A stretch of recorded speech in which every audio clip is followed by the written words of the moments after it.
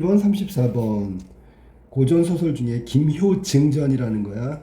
사실은 이 작품의 핵심은 바로 효도야, 효도. 효와 관련된 얘기야. 뭐 중간에 막 스토리가 현실적인 얘기가 많이 나오고 뭐 전기성 이런 거 별로 없어. 알았니? 자, 김영식은 공금 3만 냥을 사용하고 갚지 못해서 옥살이를 하게 된다. 그 아들 김효증전이가 얘가 주인공이야. 방법을 찾게 집을 떠나 떠돌다가 김동지라는 일종의 조력자를 만나게 되고 그의 시인을 얻게 된다. 조력이라는 게 원래 도와줘야 되는데 여기서는 적극적으로 도와주는 건 이게 이 사람이 아니야. 김동지의 아들 김석이 혼사를 하는데 이중근이라는 사람, 이 사람이 조력자지, 그지? 딸 이소저로 정했어. 그러면 김동지의 아들 김석하고 이중근의 딸 소조 둘이 결혼을 시키려고 했는데 김석의 몸이 성치 않다는 이유로 파혼당할 것을 우려해서 김효증을 대신 결혼식에 보내고 김효증은 결혼식을 마치고 집으로 돌아오면 재산의 절반을 주기로 약속한다. 그거 받아가지고 아버지니 김영식의 아버지니까 감옥에서 빼내오려고. 김효증은 아버지의 빚을 갚으면서 김동지의 신의를 지키려 하였지만 이소조를 속일 수 없어 거짓 결혼이라는 것을 사실을 밝히고 이를 알게 된 이중근은 자신의 집에 온 김동지의 하인들을 내쫓는다. 김동지의 하인들. 지금 김효증을 데리고 온 하인들을 다 내쫓아버리는 거야. 가짜 신랑을 데려왔으니까. 자, 봅시다. 차시 일어나서 다음에 김동지와 좌중의 빈객이 혼행이 오기를 고대하더니 김동지하고 빈객 손님들이 귀한 손님들이 결혼하고 나서 돌아오길 바라는데 아이들이 높은 데 올라가 바라보니 혼행은 아니오고 마중 갔던 하인들이 편쌈꾼 수십 명을 몰고 창왕이 돌아오거늘 이거 쫓겨난 거란 말이야. 자, 크게 놀라 급히 다름질하여 돌아와 사연을 고하니 이윽고 하인 등이 들어와서 뵈니 그 모양이 가관이더라. 상객으로 갔던 사람이 또한 불의를 당하여 황황망조히 돌아오니 속사정이 어찌 자세히 알려마는 대강 들어보니까 효증이 전후사연이라. 그러니까 효증이 사실대로 얘기하는 바람에 들켰다 이런 얘기야. 김동지 내외와 일문 상하 소설 그 하인들이 다 창왕무색함은 비할 데가 없는지라. 뭐 이런 것들은 편집자적 논평이라고 할 수 있는 거야. 등장인물에 대한 해석이니까 편집자적 논평. 여광 미친 것 같기도 하고 여취 아주 술에 취한 것 같기도 하여 잔치상을 차린 것을 쓸어버리며 모든 음식을 다 흩어버리고 김동지 내외는 흉격이 막혀 가슴이 막혀가지고 답답하고 무색하여 무엇이라 발명하리요. 지금 아들 대신 김효중을 보냈는데 이 가짜 신랑을 보냈다가 다 들켜가지고 그 하인들이 다 쫓겨왔단 말이야. 혼행 오면 여기 집에 오면 음식 먹고 잔치를 하려고 잔치상을 차렸는데 이게 무슨 소용이 있어. 다 들켰으니까 다 엎어버렸다 그런 얘기야. 자, 그 다음에 재객 거기 여러 손님들이 웃으며 흩어진 후 부끄럽기도 하고 분하기도 하고 이기지 못하니 머리를 싸고 누웠는데 천하의 이런 광경이 어디 있으리요. 이것도 편집자적 논평이야. 대체로 사람이 세상에 처함에 의리에 벗어난 일이 없으되 김동지의 일을 당하여는 가히 후일 경계됨직하다.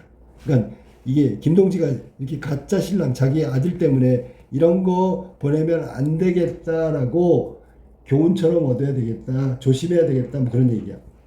차시 그 다음 재객이 흩어진 후 인동 아이들 근처에 있는 동네 아이들이 그 버린 떡을 다투어 집어 가지고 먹으며 일변 한편으로는 싸가기도 하는 현상이 또한 웃음직하더라.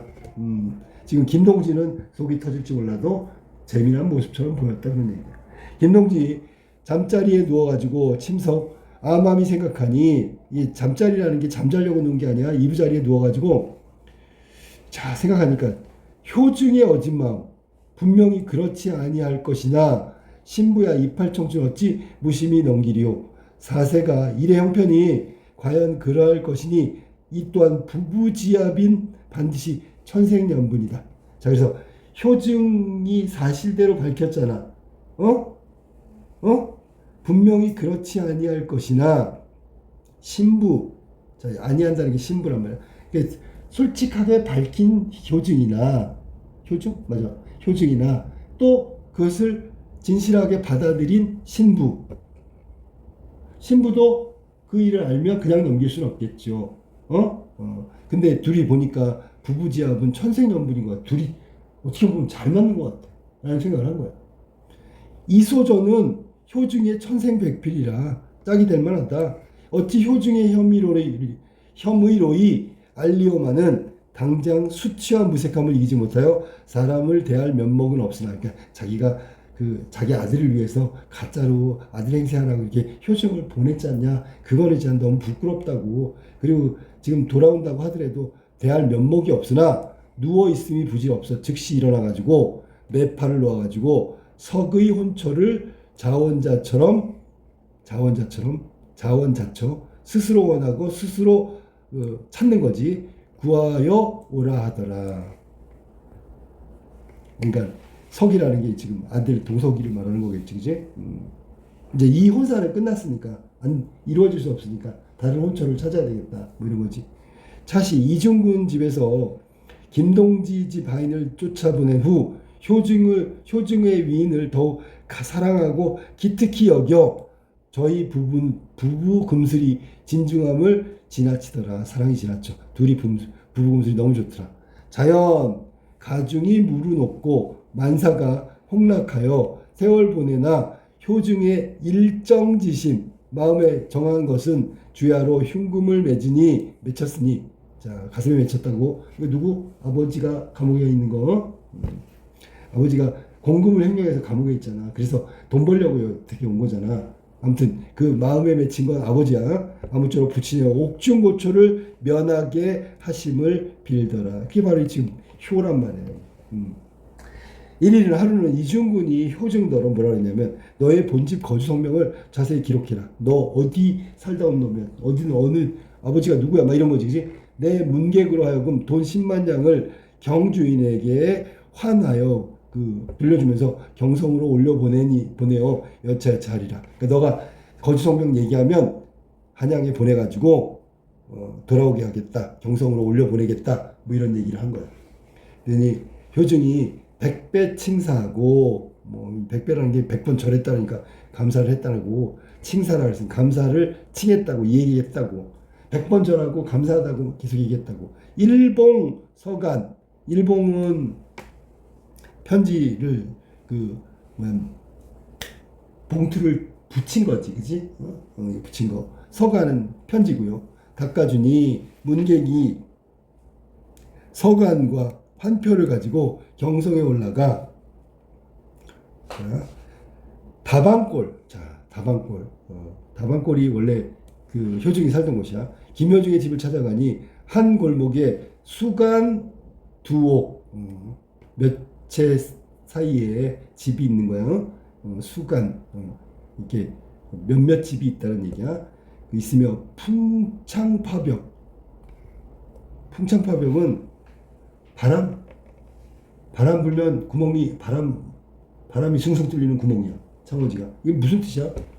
다 쓰러져 가는 집이라는 그런 얘기겠지. 폐허가 됐다고. 동퇴서락, 퇴락이라고. 퇴락. 여기저기 다 퇴락한 곤궁한 모양이 심히 아주 가긍한지라라고 했어. 심히 심각하다 그런 얘기야. 그러니까 지금 그 편지 가지고 왔단 말이야. 봤더니 다방골에 가봤더니 김효중 집 가봤더니 막 창호지에 구멍이 뻥뻥 뚫리고 막 퇴락했다고 그런 얘기야. 자, 그 다음에 방황타가 이리저리 찾다가 이웃 사람에게 물어봤어. 요청해서 그 집 안부하고 그 집 식구들 어떻게 지내고, 전후사단 감옥에 갔으면 왜 갔죠? 뭐 이런 거. 기인이 들음에 분명히 효중의 말과 다름이 없다. 효중이 말한 대로 그대로야. 이에 이르되 효중의 부친은 정년 수금으로 아까 있던 관청에 쓰는 공금을 횡령한 거라고 얘기했지, 그지? 지금 옥중에 있어 면할 기약이 없을 뿐 아니라 당장 효중의 모친이 가장에 옥바라지를 이를 길이 없어. 옥바라지도 못한다. 거의 사경에 이르러 죽을 고비에 있단 말이야. 옥중고운이 될 터이다. 감옥 속에서 혼자 쓸쓸히 죽어갈 거다. 아버지가, 남편이. 그 아들 효중이 10여 세 아이로서 수년 전에 모친 게 아직하고 집을 떠났어. 그럼 이게 지금 유학하고 있는 거네 지금. 지금 종족이 없어 생사를 모르거니와 저도 또한 타향에 유락고초하여 부모가 사경에 이르는 줄 모르리니. 자 그러면 집 떠나가지고 유락고초라고 했으니까 여기저기 돌아다니며 고생하고 있고 부모가 아버지는 옥중고원이 될 터이고 어머니는 죽기 직전에 사경을 헤매고 있는 걸 전혀 모를 테니까 그 경상이 가련 참혹함이 비할 데 없는지라. 그 경상 그 모습 광경이 참혹하다. 그러나 그대 어찌 그리 친근히 묻느냐. 왜 나한테 그렇게 자세히 물어봅니까? 라고 얘기한 거야. 자, 그 다음에 볼까? 뭐라니? 문객이 이건 그 편지하고 그 환표를 가지고 온 신부로 온 사람이야. 전후사정을 들으며 도리어 측은히 하여 이르되 나는 효증의 유하는 이웃 사람이다 라고 했어. 효증의 유하는 이웃 사람이다. 난 옆집 사람이 아니라 그 잘 아는 사람이다 그런 뜻이야. 상경할 이 길에 소식을 알아 전하고 그 다음에 그 사람으로 하여금 효증으로 하여금 우선 돈 50냥을 주어 자, 그 사람으로 하여금 50냥을 주어 효증에 되게 들여보내니. 그러면 그 사람으로 하여금이니까 이거는 지금 대답해준 그 사람한테 돈 주면서 효증에 되게 들여보내니 효증에 모친 이르되 어디에서 오신 귀한 손님이길래 알지 못하지만 이름 없는 돈 도대체 어떤 명목으로 돈을 주는지 어이 받을 수 있겠는가 하고 사건을 거절했단 말이야. 문객이 다시 말을 전하기를 사단은 명일 다음 날에 자연히 아실 것이다. 일에 내가 돈을 주고 이런 것들 이것에 대한 단서는 왜 줬는지는 명일 다음날 알게 될 거고 차물로 식량을 장만하여 조속을 공개하시는. 그러니까 이동 가지고 식량 사 가지고 아침 저녁 드십시오라고 얘기한 거야. 하고 즉시 경주인 집에 전환을 찾아가지고 일에 들어가 김영식의 포흠전 3만 냥을 바치니 횡령한 거 있지? 그걸 갚았어. 호판이 즉시 옥리에게 전령하여 포흠 죄인 김영식을 감옥에서 풀어줘라 하니 옥리 청령하고 김영식을 즉시 방송한다. 풀어줬다. 차시 그 다음 형식이 옥중에서 수녀를 고초하며 심신이 우울하고 기한을 이기지 못해 기한이라 했으니까 여기서는 이거는 심신 몸과 마음이 우울하고 그것을 고통을 이기지 못해 가지고 몸이 자연 죽기에 이르렀는지라 스스로 탄식하며 말하기를 효증을 다시 보지 못하고 죽으면 지하에 돌아가나 눈을 감지 못할 것이다 라고 하여 주야로 슬퍼함을 맞이 아니하더라. 거절하지 못한다는 얘기는 슬퍼하더라. 신명이 도우사 천만불에 의해 방송을 입으니 천만불이 믿지 못할 만큼의 방송 옥에서 감옥에서 풀려났으니 이건 신명이 도왔다는 얘기야. 꿈인지 생신지 도리어 정신이 현황하여 혼란스러워 집을 찾아 돌아오니 차시 형식의 신뢰가 알지 못하는 객이 전제 돈을 아까 줬잖아, 그지? 고념하고 자 신뢰라는 건 형식의 아내를 말하는 거야. 그러니까 여기서는 효증의 어머니가 되겠지, 그지? 그리고 알지 못하는 객은 경주인을 얘기하는 거고 전제는 재물을 가지고 고념 높은 생각인데 이게 감사하는 마음이겠지. 다녀가더니 다시 소식이 없는지라 어찌한 곡절인지 이유의 연유인지 사세인지 알지 못하여 심히 답답하여 한숨과 눈물로 나를 보내더니 천만 뜻밖에 수금되었던 난군이 들어오거늘 대경실색하여 뛰어내려 이르되. 여기서 수금 감옥에 갇혔던 죄수였던 난군 남편이 돌아오니까 깜짝 놀라가지고 뛰어내려 이르되 천지신명이 도우심이가 어찌 이렇듯 감옥에서 풀려나셨는가. 설파에 1장 이러해서 신명이 도왔는지 풀려났다 했더니 통곡하고 눈물이 비와 같으니 비회 슬픈 감정을 정하지 못하고 반향이나 어린 듯 하다가 겨우 눈물을 거두고 자세히 보니 정녕 자기 난군이라. 믿지를 못했다는 거야, 알았니? 여기서 비에는 슬픈 감정을 정하지 못했다는 건 슬픈 감정을 진정하지 못했다 그런 얘기야.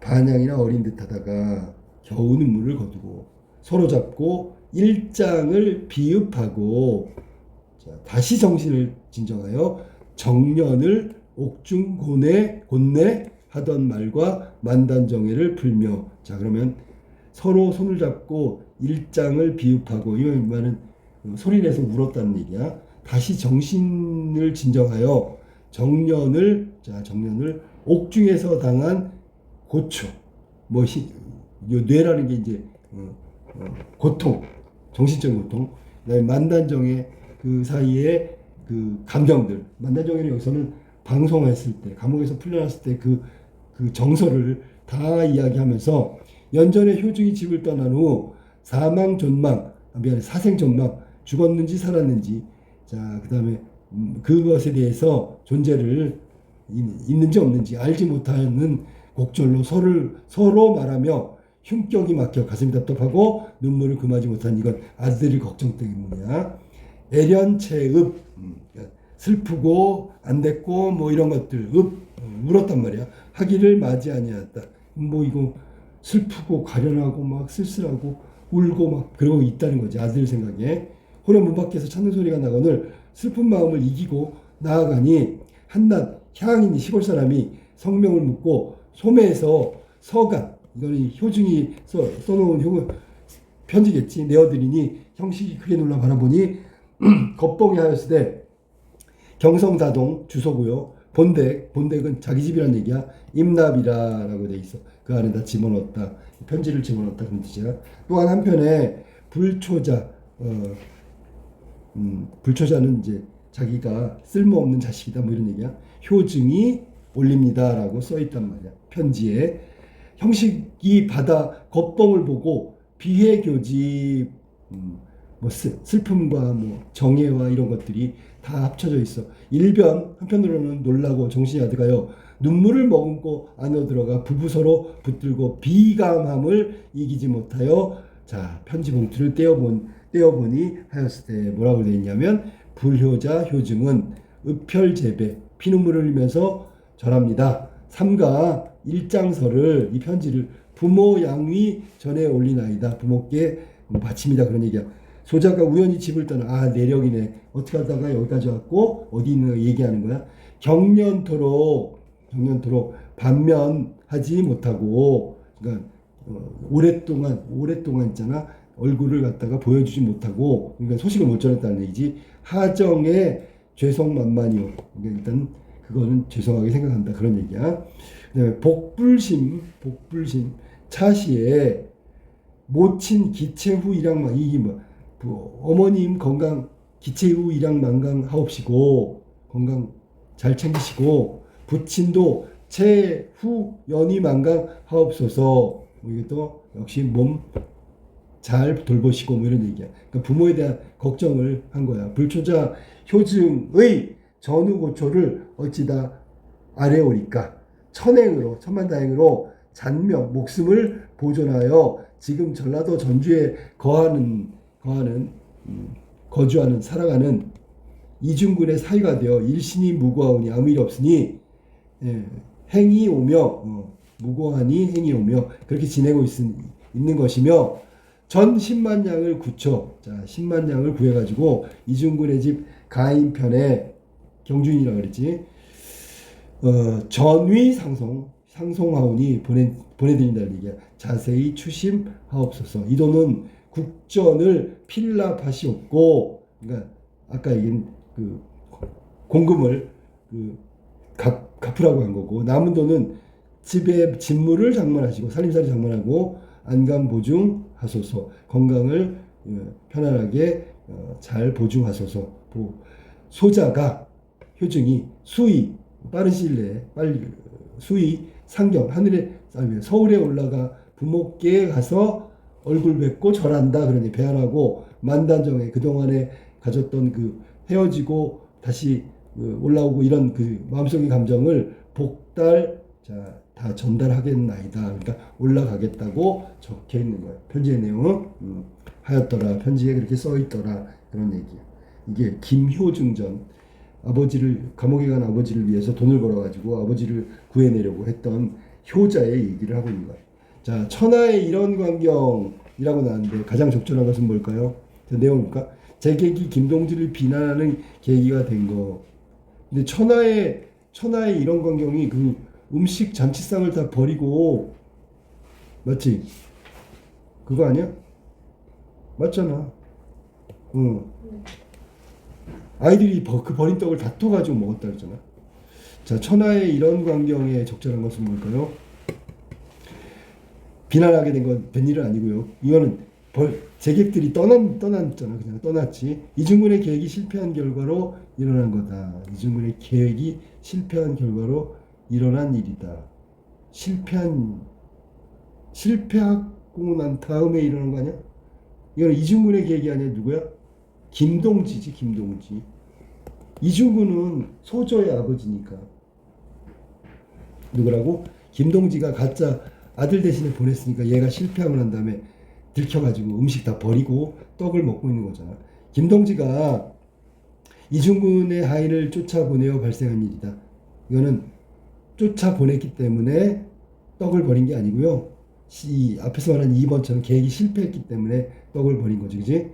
그 다음에 나온 게 하인을 쫓아버린 거니까. 김동지, 김효준 간의 갈등이 심화되는 계기가 된다. 이것보다는 일이 실패로 돌아왔다. 그런 뜻이야. 5번. 이중근이 자기 딸을 김동지 아들과 혼인시키지 않게 됐다. 즉, 효증 때문에 사실이 밝혀졌기 때문에 실패한 거고, 실패해서 일어난 일이지. 맞았지, 정답. 자, 그 다음에 32번으로 가볼까? 32번. 기억부터 미움에 대한 이해로 적절하지 않은 걸 잘 봅시다. 기억부터 미움. 기억. 김동지의 가문의 사회적 체면을 상실한 사실이 풍자되며 혼사가 실패한 모습을 보여준다. 자, 기억이 뭔지 읽어줄래? 기억이? 떡을 다투는 그런 광경이라고 아까 31번 나왔는데 이것 때문이죠. 김동지가 생각했던 계획이 혼사인데 혼사가 실패해서 그런 일이 벌어진 거지. 니은. 부모님의 고초를 해결하는 마음을 잊지 않는 김효중의 간절한 효심. 니은이 뭔데? 자, 니은에서는 김효중하고 소조하고 부부가 된 다음에 그 잊지 않고 아버지에 대한 생각을 하고 있다는 그런 얘기야. 맞았지, 그지? 그다음 3번. 디귿. 이것은 김효중이 현재 머무는 공간? 틀렸네. 김효중의 부모가 어려운 상황에 처했음을. 자, 김효중은 지금 이소조의 남편 누구야? 이 누구지? 김효중이 현재 머무는 공간은 사위가 된 공간이야. 알았냐? 그러니까 여기는 현재 머무는 공간이 궁핍한 게 아니라 부모가 있는 서울에 있는 다방골 본가지지. 본가의 모습이지. 그지? 3번 틀렸어. 4번. 알지 못하는 이의 경제 지원을 받은 이후 내막을 알지 못해 도대체 누군지 답답해. 와중에 남편이 감옥에서 풀려나서 다시 만난 거야. 맞았고요. 미음. 부부가 재결합하게 되었으나 생사를 알지 못하는 아들 걱정에 슬퍼하고 있다. 역시 가슴이 답답했다. 그래 얘기했어. 정답은 3번이야. 김효중은 현재 사위가 돼서 잘 살고 있다. 알았니? 자, 그 다음에 33번을 가볼까? 33번 보세요. A와 B에 대한 설명으로 가장 적절한 걸 찾아봅시다. A가 뭐야? A. 34번. 그 윗부분에 봐봐.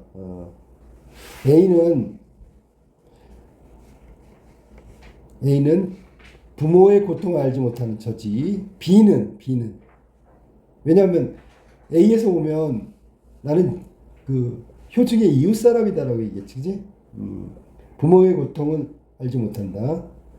그 다음에 B는, 자, 그럼 봐봐.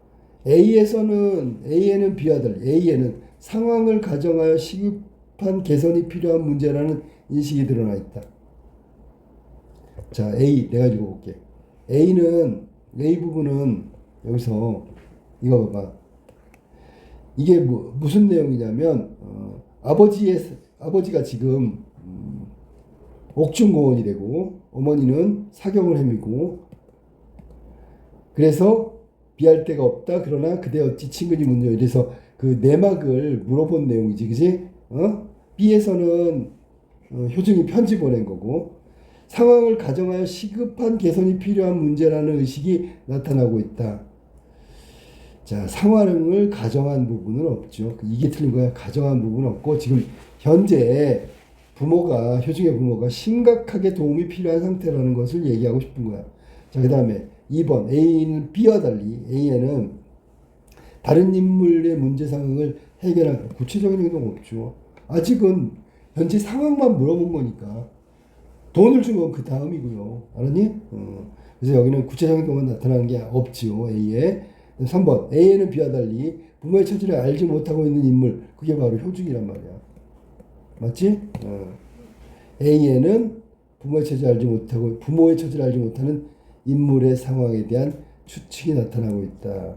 그래서 여기 지금 보면 A는 이웃 사람이고요. 나는 그래서 아까 얘기했던 대로 부모가 사경을 헤매고 있을 줄을 모를 겁니다. 라고 얘기한 게 효증은 아직 부모의 처지를 모르고 있다. 현재 상황을. 그런 뜻이야. 됐어? B에는 그런 내용 없지. 그지? 그런 거 상관없이 편지를 보낸 거니까 돈을 보낸다. 돈을 이렇게 써라. 이런 얘기를 했잖아. 그지? 자, 그러니까 정답은 3번이고요. B에는 A와 달리 인물이 겪은 고난의 원인에 대한 구체적 분석 없지? 구체적 분석은 없다고. 그러면 인물이 겪은 고난의 원인에 대한 구체적 분석이면 B에서 내가 여태까지 겪게 된 이유에 대해서 분석해야 되는데 그런 건 없다고. 알았어? 오히려 부모에 대한 걱정만 나열되고 있는 거지. 그 다음에 B에는 A와 달리 낯선 인물로 보이는 친밀한 태도가 대한 경계가 나타나. 이건 A에 있는 거죠. 그치? 도대체 다시 누군데 나한테 이렇게 꼬치꼬치 우는 거야? 그게 경계야, 경계. 알았니? 정답은 3번이다. 3번. 알았니? 틀렸어. 3번이. 3번이 맞았어. 자, 그 다음에 34번. 보기를 참고하여 읽기를 감상한 내용이다. 적절하지 않은 것. 김효중 전은 가족의 위기에 직면한 인물 김효중이 자기 희생을 통해 조력자 이중근을 만나가지고 효를 실천하고 성취하는 과정. 이 작품의 혼사장애는 핵심 모티브지만 주인공 김효중은 혼사장애를 겪는 인물이 아니라 혼사장애를 해결하는 인물로 그려진다. 이때 거짓결혼을 주도한 김효중은 각자의 목적을 달성하려고 시도하지만 거짓결혼이 비윤리적이라는 점에서 그의 시도는 실패로 끝나고 이후에 거짓결혼을 주도한 인물은 새로운 방법을 모색하여 자신의 목적을 이루려고 김효중은 조력자의 도움을 받아 점차 가족의 화합이 이루어진다. 이런 내용을 담고 있는 거야. 자, 그럼 여기서 이거에 대한 해석으로 틀린 거. 돈 10만 냥 경성으로 올려보내. 가족의 위기 상황에 대한 김효중의 조력자는 이중근이고요. 맞죠? 그래서 내가 아까 처음에 실질적 조력자는 이중근이라고 했잖아. 2번 매파를 놓고 이게 다른 거 새로운 방법을 시도하는 거야. 나 들켰구나. 실패했으니까 다른 혼처를 찾겠다고 매파를 부르는 거. 3번 혼행이 아니오고 하인들만 쫓겨왔어. 혼사에 문제가 있었다는 얘기고 해결할 수 없으니까 잔치상에 있는 음식을 다 버린 거란 말이야. 그다음에 4번 천만불이의 방송에 입은, 이거는 신명으로 풀려난 김영식이 철을 만나고 손을 잡고 김효중 자기 희생으로 인해서 헤어졌던 부부가 비로소 다시 만나게 되었음을 알 수 있다. 자기 희생으로 인해 헤어졌던 부부. 자, 그 다음에 5번 효중의 어진 마음과 이소저의 효중에 대한 천생배필한 믿음은 거짓 결혼을 주도하는 김동지가 혼사장애 문제를 해결할 인물로 김효중을 선택한 이유가 되겠군. 혼사장애 문제를 해결한 건 거짓 결혼이라는 걸 알면서도 둘이 부부가 된 건 누구? 이중근이 허락을 했기 때문에 그런 거죠. 이해됐어? 그렇게 해석하는 게 맞는 거지. 자, 만약에 이 사람이 장애 문제를 해결할 인물이라면 아예 처음부터 자기 아들을 보내거나 효증을 보내지 않았을 거야. 그래야지 이 문제가 일어나지 않죠. 근데 보냈다는 얘기는 해결할 인물이 아니고요. 해결은 나중에 이중근이 거짓인 걸 알면서도 받아들이고 사위로 받아들였다는 게 해결한 거라고. 알았니? 자, 됐어. 여기까지 34번까지.